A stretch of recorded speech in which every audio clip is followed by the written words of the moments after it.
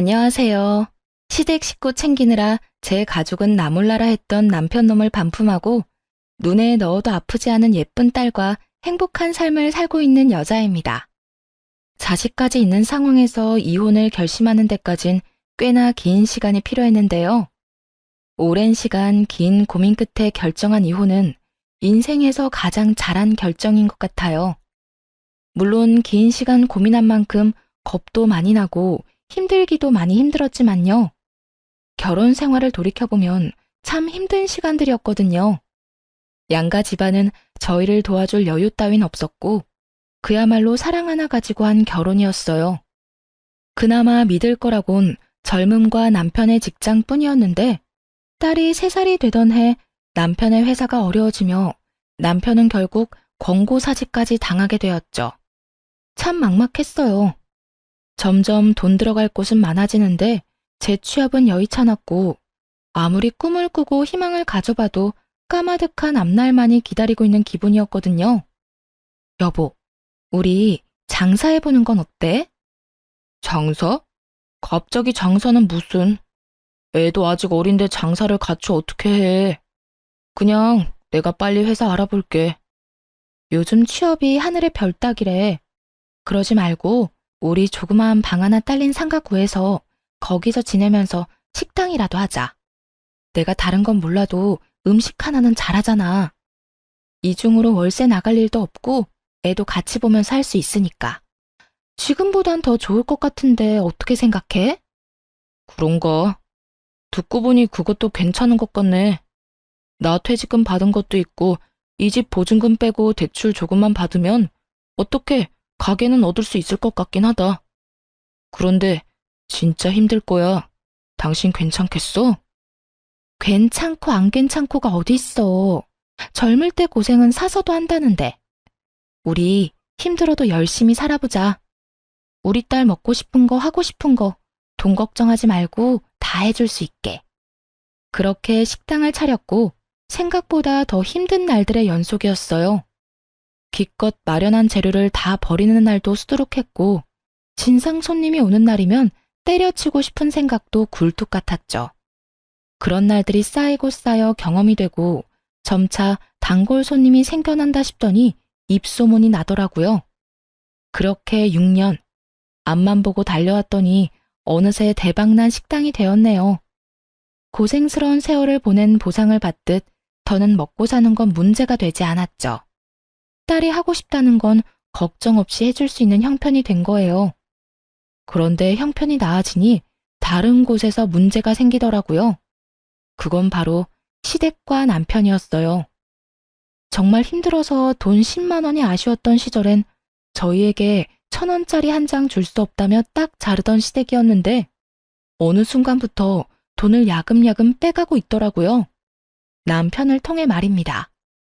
여보, 당신 집에 무슨 용돈을 이렇게나 많이 드리는 거야.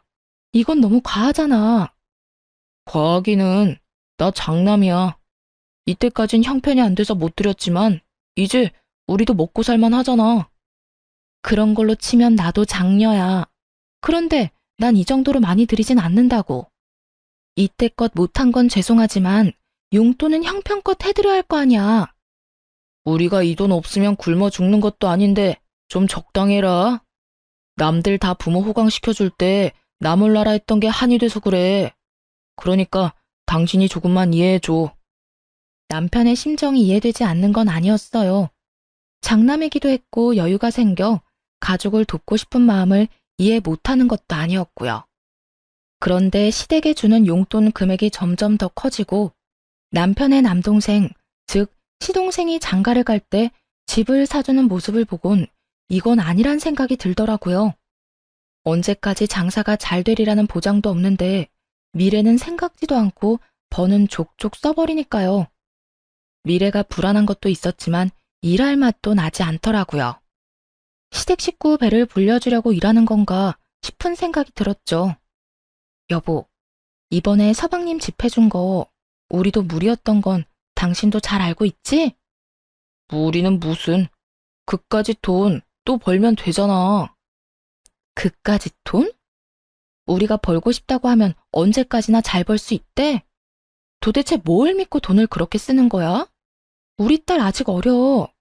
대학도 가야 하고 시집도 보내야 하는데 이렇게 버는 대로 다 줘버리면 어쩌자는 거야? 아, 진짜 말 맞네. 그러면 하나뿐인 동생이 장가를 간다는데 우리처럼 월세살이 시켜? 우리도 이만큼 고생했으니 너도 그 정도 고생은 해라. 이러란 말이야? 아, 말을 말자 말을 마라. 여기까지만 해. 더는 도움 주지 말란 말이야. 지금까지 한 것만 해도 장남으로서 차고 넘치게 했다고. 나 진짜 앞으론 가만 안 있을 거야. 정말 진짜 진심이야. 알겠어? 그래, 알겠어. 아, 알겠다고. 잔소리 좀 그만해. 이젠 결혼할 동생도 더 없다고. 남편은 짜증 가득한 약속을 했고 한동안은 조용했어요. 그러는 와중에 제 여동생이 결혼을 하게 되었고 결혼 선물로 좋은 침대를 사주고 싶더라고요. 어릴 때부터 동생이 좋은 침대를 가지고 싶다고 했었거든요. 그래서 침대를 알아보기 시작했는데 남편이 어떻게 알았는지 화를 내더라고요. 당신 처제 결혼 선물로 침대 사주려고 그래? 왜? 왜? 몰라서 물어? 침대가 얼마나 비싼데 그런 걸 결혼 선물로 한다는 거야? 당신 정신이 있어 없어? 기가 막히더라고요. 본인은 지 동생 결혼 선물로 집 사는 데 쓰라며 거금을 보태준 건 기억에서 아예 지워버린 듯 했죠. 그러고선 뻔뻔스럽게도 고작 침대로 화를 내더군요. 거기에다 그간 남편이 시댁에 쓴 돈이 얼만데 왜 저딴 핀잔을 들어야 하는지도 이해가 되지 않았고요. 당신은 당신 집에 간이고 쓸개도 다 빼주고 다니면서 난 내 동생 결혼 선물로 침대 하나 못 해줘? 아니, 아무리 그래도 침대는 아니지. 그냥 이불이나 좋은 거 사줘. 그러면 되지. 당신이 그렇게 좋은 거 막 해주면 처제도 부담스러워한다고. 말 같지도 않은 소리를 잘도 해대더라고요. 그래서 어떻게 했냐고요? 뭘 어떻게 했겠어요. 대꾸할 가치도 없는 말은 사뿐히 무시하고 가격대가 있는 침대를 선물했죠. 동생이 참 기뻐하더라고요. 그간 식당 일이 바쁠 때마다 와서 동생은 돈 한 푼 받지 않고 돕기도 했고 언니로서 뭐 하나 제대로 해준 것이 없어 마음이 불편했거든요. 동생이 그다지도 기뻐하는 모습을 보니 뿌듯한 기분이었어요. 동생에게 침대를 선물한 사실은 당연히 남편의 귀에도 들어갔고 또 당연하다시피 시댁에서도 알게 됐더라고요. 너 그게 사실이니? 네 동생 결혼하는데 비싼 침대 선물했다는 거. 네, 사실인데 무슨 문제라도 있나요? 무슨 문제? 그걸 몰라서 물어? 침대 비싼 거는 한두 푼도 아닐 텐데 그렇게 굳이 왜 침대를 선물해? 그냥 좋은 이불 세트면 되지. 그렇게 헤프게 낭비하면 돈을 어떻게 모으니? 동생에게 침대를 사준 것으로 둘이 얼마나 긴 토론을 해댔는지 남편의 말과 토씨 하나 틀리지 않고 읊어대는 시모의 말을 듣는데 이대로는 안 되겠다 싶더라고요. 이때껏 돈은 돈대로 쓰면서도 생색 한 번 내지 않았더니 그래서 이토록 당당한가 하는 생각이 들기도 했고요. 어머님, 저 이번에 동생한테 돈 쓴 거 처음이에요. 아범은 서방님 결혼할 때 집 사는데 보태라며 큰돈 턱턱 내놨잖아요. 그것뿐인가요? 시댁에 돈 필요할 때마다 아범한테 받아간 거 다 알고 있어요. 재작년에 이사도 아범이 시켜줬고요. 제가 제 동생한테 고작 침대 하나 사준 게 그리도 싫으시면 환불할게요. 대신 이때껏 아범한테 받아간 거 다 돌려주세요. 그러면 저도 침대 환불하고 동생한테는 이불로 다시 사줄 테니까요. 이렇게까지 강하게 나올 거라 생각하지 못했는지 시모는 조금 당황한 듯 했지만 물러서진 않더라고요. 뭐야? 너 지금 나 협박하니? 협박이라뇨? 정당한 요구인데요.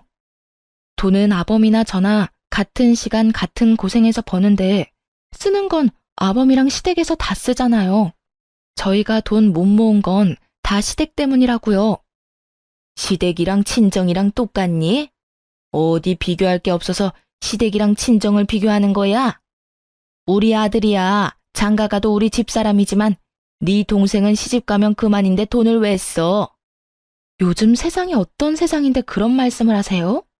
하여튼 전 동생한테 침대 정도는 꼭 해줄 생각이니까 정 제가 친정에 뭘 하는 게 싫으면 아까 말했다시피 이때껏 아범한테 받은 거 다 돌려주세요. 그러면 침대도 환불하고 친정에 돈도 안 쓸게요. 너 진짜 이딴 식으로 나올 거야?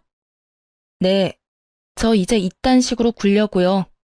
그러니까 더는 제가 번 돈으로 뭘 하든 상관하지 마세요. 앞으로 저 몰래 아범한테 큰돈 받아내는 것도 그만하시고요. 시모는 아무 말도 연락도 없더라고요. 남편 역시 시모를 통해 전해 들은 것인지 한동안은 제 비위를 잘 맞추려고 노력하는 게 눈에 보였어요. 여전히 시댁으로 용돈은 주고 있었지만 더는 큰 돈이 가는 일은 없더라고요. 그렇게 한동안은 조용했는데 동서가 출산을 하며 다시 일이 터졌네요. 동서는 원래도 엄살이 심하고 장깨가 많은 사람인지라 명절 때면 제가 고생이 이만저만이 아니었거든요. 명절만 되면 여기도 아프고 저기도 아프기 일쑤였죠. 어떤 날엔 여자만 걸리는 마법데이를 내세워 일을 미루기도 했고요. 그런 동서에게 출산은 좋은 핑곗거리였겠죠. 시댁에서 마주칠 때면 남편을 붙잡고 힘들다고 징징대기 바쁘더라고요. 아주버님, 저 요즘 잠도 못 자고 너무 힘들어요.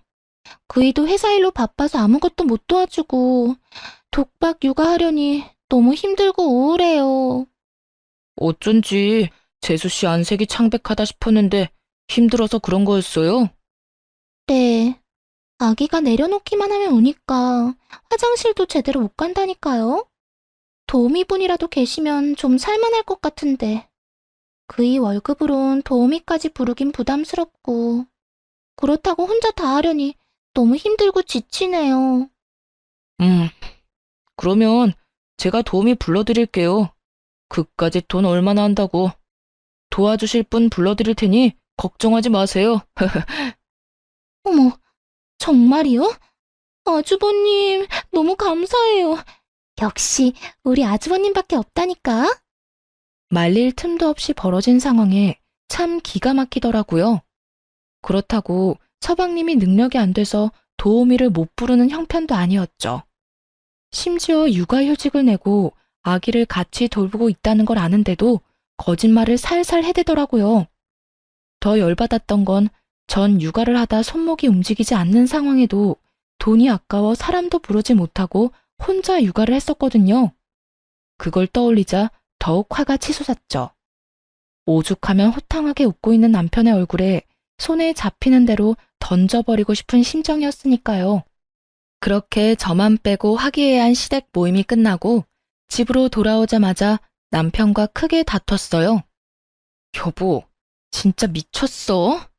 도우미 부르는 돈이 한두 푼인 줄 알아? 하루만 불러주는 것도 아니고 적어도 일주일에서 2주일은 불러야 할 텐데 나하고 상의 한마디 없이 그렇게 말하면 어떻게 해? 아, 진짜 적당히 좀 해라. 같은 여자로서 재수씨가 불쌍하지도 않아? 그러는 나는 당신은 내가 불쌍하지도 않아? 나도 온몸에 파스로 도배를 했어. 일하느라 안 아픈 데가 없다고. 이런 나는 본 척도 안 하면서 재수씨가 힘든 꼴은 그렇게 보기가 힘들디? 그래서 나한테 상의도 안 하고 그런 큰 결정을 덜컥 한 거냐고. 가게 일은 당신 혼자 다 해? 나도 해. 가게에서 나온 수익금 중엔 내 몫도 있다고. 내 돈으로 내가 가족을 위해서 좀 쓰겠다는데 이렇게까지 사람을 몰아세워야 속이 편해? 이렇게까지 몰아세우게 만든 사람이 누군데? 어떻게 당신은 당신 집 일이라면 앞뒤 없이 지갑이 바로 열려? 그리고 뭐? 당신 돈? 정확히 해야지. 그건 당신 돈이 아니라 우리 돈이야, 우리 돈. 아, 진짜? 그러면 이러지 말고 우리 수익 분배를 확실하게 하자. 정확히 반반 나눠서 어디에 얼마를 쓰든지 간에 서로 간섭하지 말자고. 좋아, 그렇게 해. 나도 버는 사람 따로 쓰는 사람 따로 있는 이 생활 불만 많았다고. 당신 집에 온 재산 다 털리고 후회나 하지 마. 지금이야 돈 있으니까 당신한테 최고라고 해주고 당신 치켜 세워주지. 당신한테 돈 떨어지는 순간 다 끝이야. 당신 식구들이 당신 도와주기나 할 것 같아? 우리 가족이 돈만 밝히는 당신 같은 줄 알아? 그리고 내가 왜 돈이 떨어져? 지금처럼 장사만 열심히 하면 돈 떨어질 일이 뭐가 있다고. 군말하지 말고 이제부터 딱 절반으로 나눠. 알겠어? 정말 목 끝까지 차오르던 말이었는데 남편이 먼저 해주는 것도 모자라 저리도 강하게 요구하니 고맙기까지 하더라고요. 다음 날부터 돈 관리를 따로 하기 시작했고 살림에 드는 돈도 정확히 반반씩 내서 생활비로 쓰기로 했죠. 이미 시댁에는 이런 일이 다 소문이 났는지 미운 털이 단단히 박힌 상태라 온갖 트집을 잡으며 저를 귀찮게 했지만 괜찮았어요. 돈으로 엮이지 않으니 확실히 스트레스가 줄었거든요. 트집 잡는 거야 반박하거나 말로 돌려주면 되니 그렇게까지 힘들지 않았고요. 하나마나한 공격인 거죠. 그렇게 각자 생활하며 나름 평온한 나날을 보냈어요. 눈에 넣어도 아프지 않은 딸이 무럭무럭 자라는 게 인생의 낙이었죠. 그런데 어느 날 밤 딸이 이상하더라고요. 왜인지 기운이 없어 보인다 싶더니 금세 온몸에 열이 오르기 시작했어요. 해열제를 먹여봤지만 열이 떨어지는 건 잠시뿐이었고 더는 지체하면 안 될 것 같은 상황이었어요.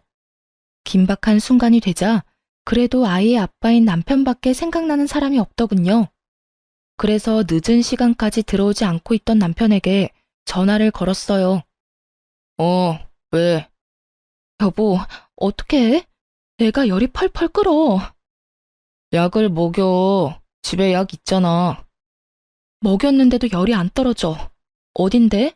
병원에 가게 빨리 좀 와. 나 지금 못 가. 승철이랑 재수씨랑 오랜만에 데이트 좀 하라고 방금 내보냈단 말이야. 내가 지금 가면 애는 누가 봐? 다른 사람도 아닌 딸이 아프다는데 조카를 봐야 하니 못 온다고 태연하게 말하는 남편의 말을 듣는데 기가 막혀 말이 안 나오더라고요. 그렇게 말문이 막혀 아무 말도 하지 않고 있는데 그 뒤로 이어진 남편의 말은 더욱더 가관이었습니다. 그리고 애가 아프면 119를 불러야지 왜 나한테 전화를 해? 심각한 거면 119 불러서 병원에 가고 좀 참을 만하다고 생각되면 택시 불러서 응급실을 가.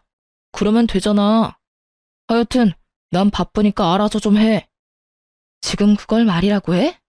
애가 아파서 애 아빠한테 전화한 게 잘못이야? 아니, 당신 애가 아프다는데 이것보다 더 중요한 일이 세상에 어디 있어? 당신 진짜 애 아빠가 맞긴 해? 내가 틀린 말 했어? 애가 아프면 병원에 가야지. 애 아빠가 간다고 애가 괜찮아져? 별것도 아닌 걸로 사람 귀찮게 좀 하지 마. 별것도 아닌 거? 당신 진짜 그렇게 생각하는 거야? 됐어. 또 시댁 일에 눈 뒤집혀서 정작 지 가족은 눈에도 안 보이는 거겠지. 또 무슨 말을 그렇게 해. 당신도 잘 알 거 아니야. 육아한다고 두 사람 제대로 된 데이트도 못하는 거. 오랜만에 데이트 좀 하라고 내보냈는데 이제 와서 내 애 아프다고 들어오라는 말을 어떻게 해? 하여튼 난 바쁘니까 알아서 해. 딸이 아프다는데 동생네가 데이트를 해야 하니 조카를 봐줘야 해서 정작 지 애한테는 못 온다는 남편. 너무 황당한 말을 들으니 순간적으로 머리가 멍해지더라고요. 이놈이 정말 미쳤나 싶어서 말이죠. 남편은 바쁘다며 전화를 끊어버렸고 결국 전 119를 불러 딸을 데리고 병원으로 갔어요. 다행히 고열은 잡혔지만 화는 서서히 끓어오르기 시작하더군요. 이딴 인간도 남편이라고 계속 믿고 사는 것이 맞는가 하는 생각이 들기도 했고 시간이 지나도 남편이 변할 거란 생각은 들지 않았어요. 이혼한다면 아빠 없이 자랄 딸이 마음에 걸리긴 했지만 이런 아빠라면 굳이 필요하지도 않을 듯 했고요. 무엇보다 딸에게 도움은커녕 상처만 될 것 같기도 했죠. 그렇게 이혼 쪽으로 마음이 기울어진 상태에서 집으로 돌아갔고 집에는 조카를 보느라 많이 지친 남편이 침대에 누워있더라고요. 그 꼴을 보기 싫어 눈을 감고 싶었는데 다음 순간 나온 남편의 말은 정말 온 정이 떨어졌네요. 왔어? 뭐래? 괜찮다지? 적당히 웃음이 섞인 질문. 정이 떨어지는 것은 물론이고 겨우 가라앉힌 화가 다시 확 오르더라고요. 지금 웃음이 나와? 당신이 그러고도 아빠야? 애 걱정은 전혀 안 해? 걱정하면 뭐가 달라져? 그리고 괜찮으니까 집에도 온 거 아니야. 피곤하면 잠을 자. 괜히 나한테 짜증내지 말고 말이야. 내가 지금 피곤해서 당신한테 짜증내는 줄 알아? 당신이 하는 행동이 화가 나서 이러는 거야. 애가 아프다는데 한다는 말이 119를 부르라고? 누군 119 부를 줄 몰라서 당신한테 연락한 줄 아냐고. 그래도 당신이 우리 딸 아빠니까 연락한 거였지. 나도 무섭고 걱정되니까 그런 순간에 당신하고 함께 있고 싶어서 그래서 연락한 거였다고. 그만 좀 해라. 애만 멀쩡하면 된 거지. 별것도 아닌 걸로 성질 좀 내지 마. 우리 딸한텐 당신이 있었고 그때 조카한테 나뿐이었으니까 어쩔 수 없는 상황이었잖아. 가족끼리 서로 돕고 살면 좋은 거지. 언제까지 그렇게 따지고 둘 거야? 입에 발린 말이라도 미안하다. 나도 어쩔 수 없는 상황이었다. 다음부턴 우리 가족을 우선으로 하겠다 등의 말이 나올 줄 알았어요. 조금이라도 미안해하는 기색이었다면 그토록 화가 나진 않았을 텐데요. 남편은 도리어 큰 소리를 내며 저를 예민하고 트집이나 잡는 사람으로 몰아가더군요. 그 순간 분명해졌네요. 이 남자에게 가족은 나와 딸이 아니라 시댁 식구들 뿐이라는 사실을요. 그런 생각이 들고 나자 이혼해야겠다는 확신이 더 분명해졌고 결단을 내렸죠. 일단 저와 딸의 공간에서 남편 놈을 내쫓기로 했어요. 당신은 당신 가족만 챙기니까 문제라는 거야. 결혼하고 당신이 최우선으로 챙겨야 할 가족은 나랑 우리 딸이라고. 시댁이 아니라 우리가 1순위가 되어야지 왜 늘 다른 사람이 1순위야? 난 우리를 2순위로 여기는 가장은 필요 없으니까 계속 그런 식으로 다른 사람부터 챙기려거든. 거기 가서 살아. 여기서 이러고 있지 말고. 뭐? 지금 나보고 나가라는 거야? 나가라면 누가 겁낼 줄 아나? 나도 마주치면 싸우기만 하는 이 집구석 들어오기 싫었다고. 제발 들어와 달라고 연락이나 하지 마. 걱정하지 마. 하늘이 두 쪽이 나도 당신 같은 인간한테 연락하는 일은 없을 테니까. 화를 내더니 그 길로 남편은 집을 나가버렸고 바로 이혼 준비를 하기 시작했죠. 이혼을 준비하며 알아보니 생각보다도 더 많은 돈이 시댁으로 흘러들어갔더라고요. 결혼한 지 2년밖에 되지 않은 동서에게 들어간 돈도 꽤 많았고요. 당연하다면 당연하게도 차용증 한 장 없이 말입니다. 돈 관리를 따로 하기 시작한 시점부턴 거의 돈을 물 쓰듯 썼더군요. 힘들었던 시절은 생각지도 않고 피땀 흘려 번 돈으로 시댁 식구들만 챙기는 남편의 행동은 이혼 사유로 충분했죠. 물론 이혼을 결심하며 딸이 걱정스러운 건 있었어요. 그런데 딸아이 역시 남편에게 실망을 많이 했더라고요. 엄마, 그냥 아빠랑 이혼해. 아빠한텐 우리가 항상 2등이잖아. 난 이제 그런 아빠 필요 없어. 어? 우리 딸 아빠한테 화 많이 났구나? 화가 난 게 아니라 아무 감정도 없는 거야. 아빠랑 뭘 해본 기억도 없고 웃으면서 이야기 나눈 기억도 거의 없어. 그런 아빠한테 무슨 화가 나겠어? 그러니까 엄마도 내 걱정하지 말고 이혼하고 싶으면 그냥 이혼해도 된다고 말해주고 싶었어. 우리 반에도 이혼한 애들 꽤 있으니까 이상한 걱정하지 말고. 혹시나 이혼이라는 선택이 딸에겐 상처만 되는 이기적인 선택이진 않을까 고민했었는데 딸에게서 이런 말을 들으니 옳은 선택이었다 싶었어요. 어린 딸에게 이런 말까지 나오게 한 남편에게 정말 분노하기도 했고요. 이혼은 순탄하지 않았어요. 남편이 이혼을 거부한 것은 아니었지만 위자료를 주지 않으려 갖은 애를 썼거든요. 시댁엔 큰 돈을 아무렇지 않게 턱턱 내놓더니 저에겐 한 푼이라도 아껴보려 하는 모습을 보며 이혼을 결심하길 잘했다는 생각을 다시금 했네요. 양육권은 두말할 것 없이 제가 가져오게 되었고 위자료 역시 생각보다 더 큰 금액을 받게 되었어요. 집은 제 명의였고 가게는 남편 명의였기에 이혼을 하자마자 용달차를 불러 남편의 짐을 동선의 집으로 보내버렸어요. 짐을 받은 동선은 전화를 해서는 개거품을 물기 시작하더라고요. 형님 진짜 미쳤어요? 이 짐을 왜 저한테다 보내세요? 왜? 내 전남편이 매일같이 그 집에 가 있길래 거기가 내 전남편 집인 줄 알았는데? 그걸 지금 말이라고 해요? 얼른 다시 가지고 가세요. 그렇지 않아도 하루가 멀다고 찾아와서 귀찮아 죽겠는데 짐까지 우리 집에 있는 거 알면 여기서 살다시피 할 거 아니에요. 그까지 돈 좀 줬다고 빈드라도 붙을 생각이야 뭐야? 하여튼 눈치가 없어도 너무 없다니까. 가라고 눈치를 줘도 알아먹지를 못해요. 전 그런 눈치 없는 아주버님 데리고 살 생각 전혀 없으니까 얼른 짐 다시 가지고 가세요. 난 이미 동서한테 다 보냈고 내 손은 다 떠나갔으니까 정 싫으면 동서가 어머님 댁으로 보내든 다 태워버려버리든 알아서 해. 나한테 이런 연락하지 말고. 이제 우리 엄연히 남남인 거 몰라? 눈치 없는 동선의 아주버님, 이제 나하고 아무 사이도 아니고 동서 가족이니까 알아서 잘 챙겨 살아. 늘 그랬던 것처럼 말이야. 언제는 전 남편이 최고라며 치켜 세우기 바쁘더니 빼먹을 것이 없어지자 동서는 전 남편을 짐짝 취급을 해대더라고요. 형님, 글쎄 전 아주버님을 제 식구라고 생각해 본 적이 없다니까요. 식구도 아닌데 무슨 돈은 그렇게나 많이 받았대? 차용증 한 장 없이 말이야. 그거야. 난 그저 힘들다고 했을 뿐인데 아주버님이 나서서 돈을 준 것뿐이라고요. 주는 돈을 안 받는 사람이 어디 있어요? 그리고 다 갚을 거예요. 가족끼리 차용증은 무슨? 데리고 살라고 할 땐 식구가 아니라고 하더니 돈 이야기엔 가족? 동서는 참 말이 앞뒤가 안 맞네. 자기 마음대로 이랬다 저랬다 편하게도 산다. 하여튼 형님한테 빌린 돈 아니니까 신경 쓰지 마세요.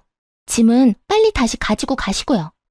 동서는 화를 내며 온갖 험한 말과 함께 전 남편에 대한 욕을 쏟아냈고 그 모든 내용을 녹음해 전 남편에게 보내버렸어요. 돈은 돈대로 쓰고 무슨 일이 있다면 만사를 제쳐놓고 도와줬던 인간들이 전 남편을 어떻게 생각하고 있는지 알려주기 위함이었죠. 보낸 녹음 파일을 다 들은 남편은 전화를 해 화를 내기 시작하더군요. 당신 이게 뭐야? 이딴 거 보내면 내가 후회라도 할 줄 알아? 당신 같은 인간은 후회라는 감정도 사치라는 거 나도 잘 알아. 난 그저 당신이 지금 어떤 처지인지 똑바로 알고나 있으라고 보낸 거야.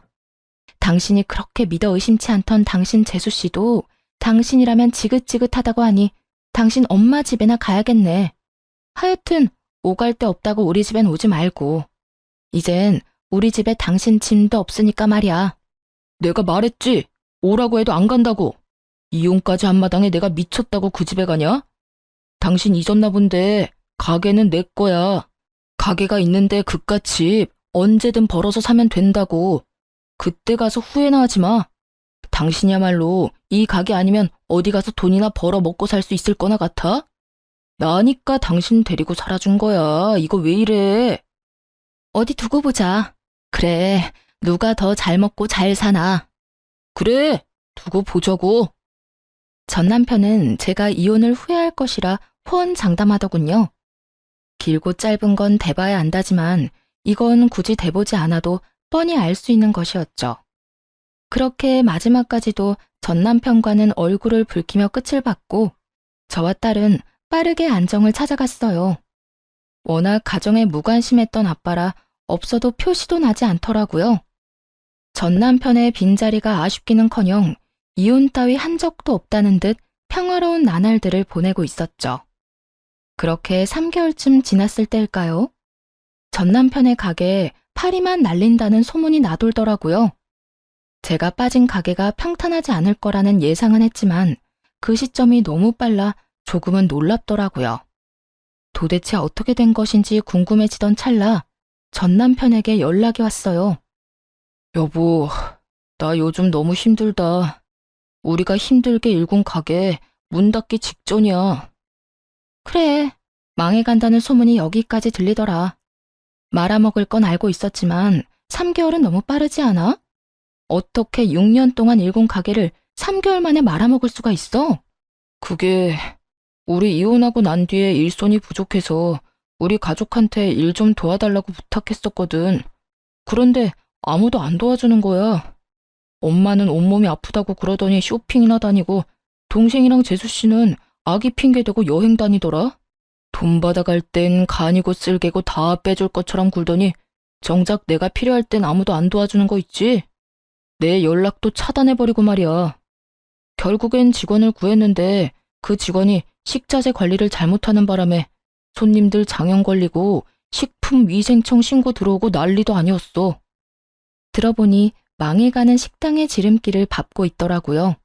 잘못된 식자재 관리에 단골 손님들의 장염, 칭찬이 가득했던 가게 리뷰엔 각종 악플만 가득하다고 하더라고요. 음식 맛이 변했다는 것부터 해서 더럽다, 직원들이 불친절하다, 다신 가지 않겠다 등 영업 정지는 물론이고요. 하소연하며 울먹이는 전 남편의 말을 듣고 있는데 더 말을 섞고 싶지도 않았네요. 식자재 관리는 직접 해라. 사장이 친절해야 직원도 친절하다. 쓰레기통에서는 개도 밥 먹기가 싫다 등등 입이 마르고 닳도록 말했었는데 단 하나도 새겨듣지 않아 일어난 일들이더군요. 거기에다 전 시댁 인간들까지 한몫했고 말이죠. 왜 아무 말도 없어? 나랑 이제 말도 하기 싫어? 당신 같으면 당신이랑 말 섞고 싶겠어? 그러게, 내가 뭐라고 그랬어? 당신한테 식구는 우리라고 했었지? 돈은 돈대로 뜯기고 가게는 가게대로 말아먹고 다 망해가는 거 자랑질이라도 하려고 연락했니? 왜 연락한 거야? 아니, 넌 그냥 일이 이렇게 되고 나니까 당신 생각나서 연락했어. 당신 말이 다 옳았다 싶기도 해서 말이야. 미안해. 그땐 내가 어리석었어. 이제 와서 사과하면 내가 받아줄 거라 생각해? 정신 차려.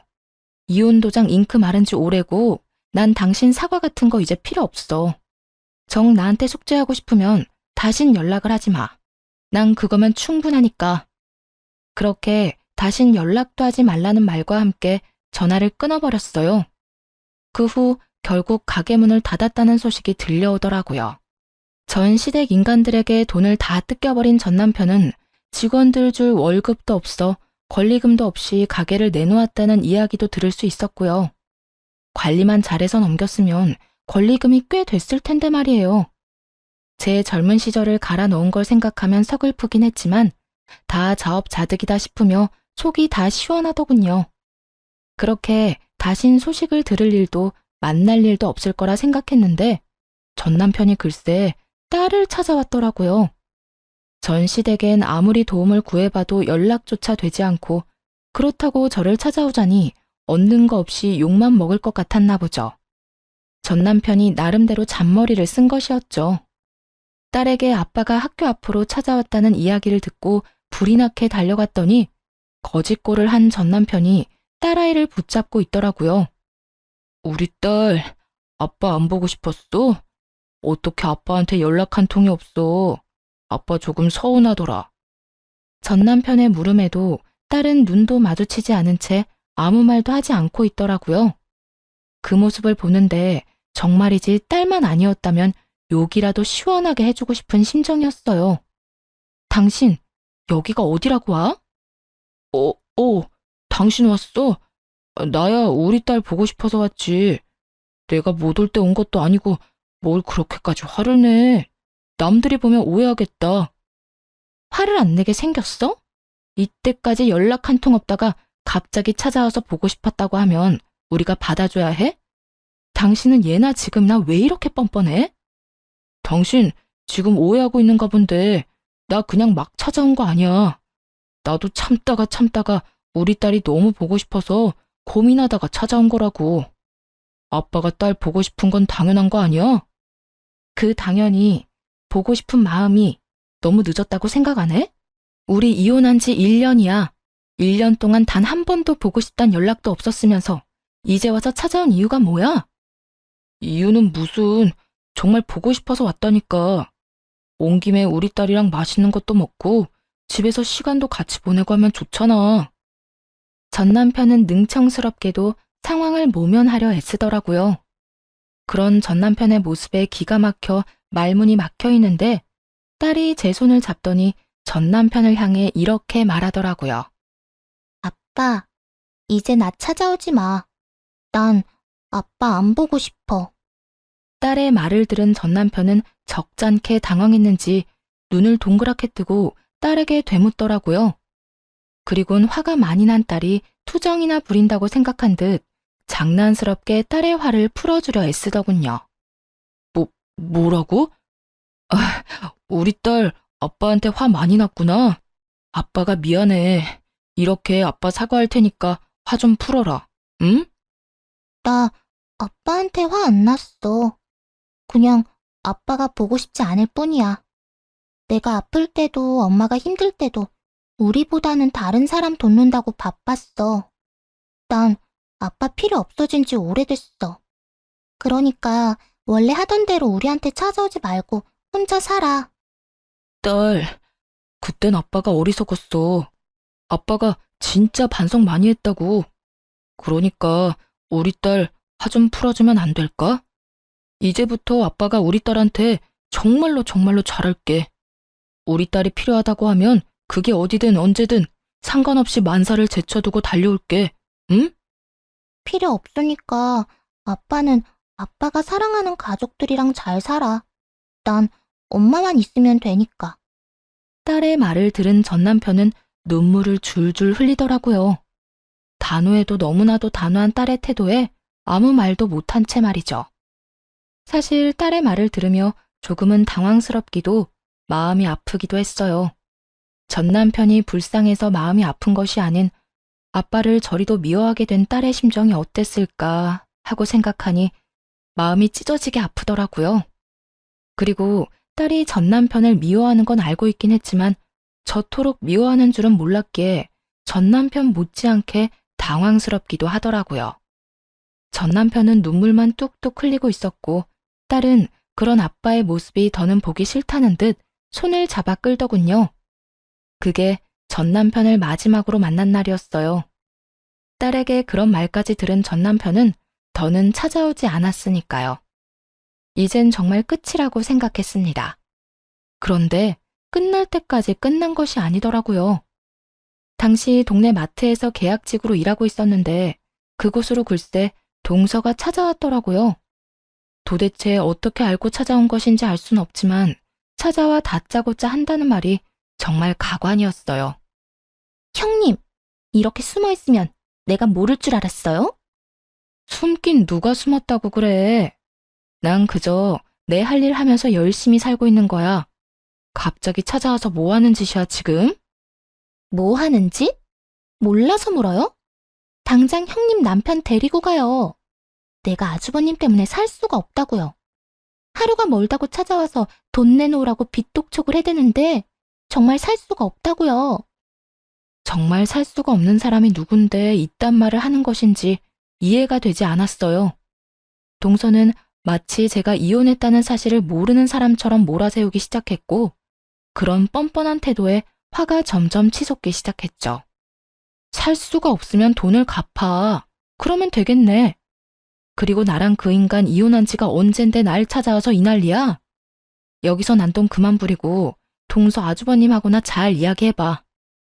말이 통했으면 여기까지 찾아왔겠어요? 내가 정말 살 수가 없다고요. 이미 동네에 소문까지 나서 이사해야 할 판국이라고요. 그래? 이사하려면 집 팔아야 하잖아. 집 판 김에 돈 갚으면 되겠네. 기억하지? 그 집 살 때 그 인간이 큰 돈 보탠 거. 도움받은 금액이 꽤 큰데 입 싹 닫지 말고 얼마라도 좀 갚아. 사람이 그 정도 양심은 지키면서 살자. 어? 형님, 정말 이러실 거예요? 동서는 본격적으로 언성을 높이며 행패를 부리기 시작하더라고요. 여기 귀 먹은 사람 없어. 소리 못 낮춰? 남의 직장까지 찾아와서 이게 도대체 뭐 하는 짓거리야? 그러니까 이 꼴 저 꼴 보기 싫으면 아주버님 데리고 가면 되잖아요. 저라고 좋아서 이러는 줄 알아요? 저도 바쁜 사람이라고요. 동서는 전 남편을 데리고 가라며 말 그대로 난동을 부리기 시작했어요. 말 자체가 통하지 않았고 어떻게 해야 할지 몰라 당황하고 있던 그 순간 마트 사장님이 다가와 제 앞을 막고 섰어요. 저기요, 여기서 이러시면 안 됩니다. 당장 나가주세요. 갑작스러운 사장님의 등장에 동서는 몸까지 바르르 떨며 사장님을 밀치며 화를 내기 시작하더군요. 이 아저씨는 또 뭐야? 난 아저씨랑 할 이야기 없거든요. 당장 비켜요. 비키라고. 자꾸 이런 식으로 굴면 경찰에 신고할 수밖에 없어요. CCTV도 있고 이 정도면 영업 방해로 신고하기에 충분하거든요. 경찰서까지 끌려가기 싫으면 당장 나가세요. 사장님은 휴대전화를 꺼내 들며 동서에게 엄포를 놓았고 동서는 그제야 허겁지겁 도망을 가더라고요. 한바탕 소란이 지나가고 난 후 정신이 되돌아오니 도저히 당하고만 있을 수는 없다는 생각이 들더라고요. 돈을 받았을 때는 언제고 이제 와서 돈 내놓기 싫은 그 심보도 심보였지만 이미 다 끝난 저를 찾아와 난동을 부리는데 도저히 용서할 수가 없었어요. 당시 동서는 회사를 이직한 상태였는데 전 남편에게 숨기고 있다는 사실을 전 알고 있었어요. 눈에는 눈, 이에는 이라고 전 남편에게 연락해 동서가 이직한 회사를 알려주었죠. 입사하는 것이 하늘의 별 따기라던 대기업에 다니고 있다는 사실을요. 전 남편이 회사로 찾아가 돈을 내놓으라고 제대로 난동을 쳤는지 신고를 받고 출동한 경찰에게 잡혀 유치장 신세를 지게 되었다 하더군요. 가족 타령하며 좋다고 붙어먹을 때는 언제고 돈 때문에 서로를 못 잡아먹어 안달이 난 꼴이 참 보기 좋다 생각했네요. 전 남편이 유치장 신세를 지고 있다는 이야기를 듣고 난 후 동서에게서 연락이 왔더라고요. 사람 하나 살리는 셈치고 좀 도와달라고요. 형님, 저 좀 살려주세요. 제발요. 다짜고짜 이게 무슨 소리야? 사실은 저요, 돈이 없어요. 아주버님 돈을 갚고 싶어도 돈이 없다고요. 말이 되는 소리를 좀 해. 대기업 월급이 얼만데 돈이 없다고 하면 누가 믿어? 그게요, 다 썼어요. 이것저것 좀 사느라. 들어보니 평소에도 사치가 심하던 동서는 전 남편에게 빌린 돈은 물론 월급까지도 물 쓰듯 쓰고 다녔더라고요. 전 남편이 저와 이혼할 것도 가게가 저리 망해버릴 것도 예상하지 못한 채 말이죠. 거기다 전 남편이 찾아와 제대로 회사를 엎어준 덕에 회사까지 잘렸다며 하소연하기 시작하더군요. 거기다 아주버님 때문에 회사까지 잘렸다고요. 이제 정말 돈 나올 구멍이 없어요. 돈이 없으면 없는 거지. 왜 나한테 이 난리를 부리는 거야? 동서 남편 있잖아. 동서 남편한테 말해. 엄한 사람한테 하소연하지 말고. 저희 남편도 요즘 힘들어요. 그래서 말인데 형님이 돈 좀 빌려주시면 안 될까요? 차용증 쓰라고 하면 쓸게요. 저 좀 살려주세요. 제발요. 내 돈으로 내 전 남편 돈을 갚겠다. 이 뜻이네? 동서 진짜 양심도 없구나. 어떻게 나한테 그 돈을 빌려달라고 할 수가 있어? 저도 오죽 급했으면 이러겠어요? 아주버님 목소리만 들어도 이젠 지긋지긋한데 돈은 없고 형님은 이혼하면서 받은 위자료랑 집 있잖아요. 그러지 말고 돈 좀 빌려주세요. 돈을 빌리는 사람이 어찌나 당당한지 누가 들으면 맡겨놓은 돈이라도 있는 건 줄 알겠더라고요.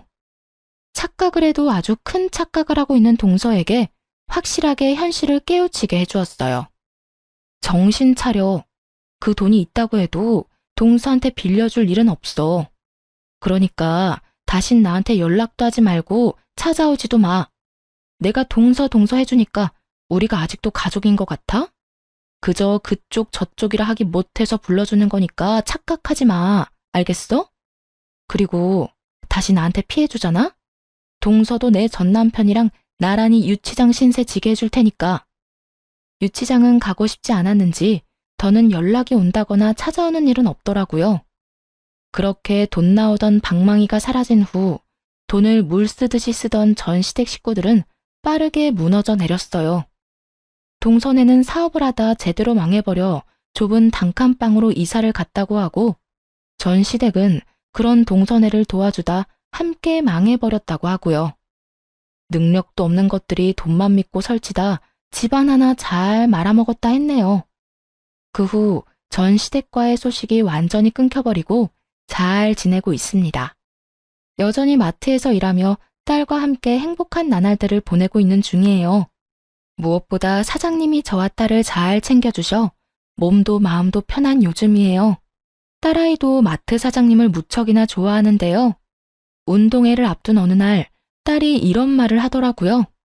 엄마, 마트 사장님, 나 운동회 할 때 엄마랑 같이 오면 안 돼? 엄마 혼자 오는 것보다 사장님도 같이 오면 나도 좋고 엄마도 좋을 것 같아. 사장님이랑? 그건 좀 힘들 수도 있을 것 같은데. 아무래도 사장님이 부담스러울 수도 있을 것 같아. 아니야. 저번에 운동회 이야기하니까 꼭 오고 싶다고 했어. 그러니까 엄마가 한번 물어나 봐봐. 아마 꼭 오고 싶다고 할걸? 평소 사장님과 장단이 잘 맞아 친하게 지내던 터라 딸이 함께하고파 하는 마음을 이해하지 못하는 건 아니었지만 조금은 조심스럽더라고요. 그래도 딸이 너무 기대를 하고 있던 터라 조심스럽게 사장님께 물어보았고 사장님은 흔쾌히 함께 하겠노라 말해주었어요. 정말 저도 가도 되나요? 그렇지 않아도 꼭 가보고 싶었는데 초대해 주셔서 감사해요.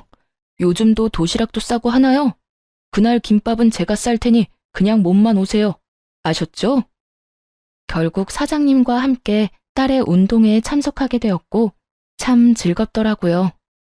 막상 전 남편과는 딸의 학교 행사에 참석해 본 적이 없는데 사장님과 함께 딸과 좋은 시간을 보내고 있으니 가족이 된 기분마저 들었어요. 그렇게 웃고 떠들며 즐거운 시간을 보내던 중 사장님이 이런 말을 하더라고요. 평생 일만 하느라 혼자 늙어 죽을 거라 생각했는데 덕분에 이런 것도 와보고 호강하네요. 아니에요. 사장님 덕분에 저희가 더 즐거운걸요. 우리 딸 저렇게 즐거워하는 거 정말 오랜만이에요. 감사해요. 곤란한 부탁일 수도 있는데 흔쾌히 와주셔서요. 저 진짜 오고 싶었다니까요. 막상 와보니까 오길 정말 잘했다 싶어요. 가족이란 이런 거구나 싶기도 하고 이대로 한 가족이면 정말 좋겠다 싶기도 하고요. 어때요? 이렇게 가족이 되면 정말 행복할 것 같지 않아요? 나만 그래요? 네? 행복할 것 같네요. 순간 너무 당황하여 대충 대답하긴 했지만 되뇌면 되낼수록 혼란스럽더라고요. 이건 고백인가 해서요. 아무래도 저는 이혼녀에다 딸이 있는 입장이라 항상 모든 것이 조심스러워 사장님의 말에 어떻게 대해야 할지 고민스러운 요즘입니다. 여러분의 생각은 어떠신가요? 이건 고백일까요? 그저 분위기에 취해 던져본 말일까요? 긴 사연 함께 해주셔서 감사합니다.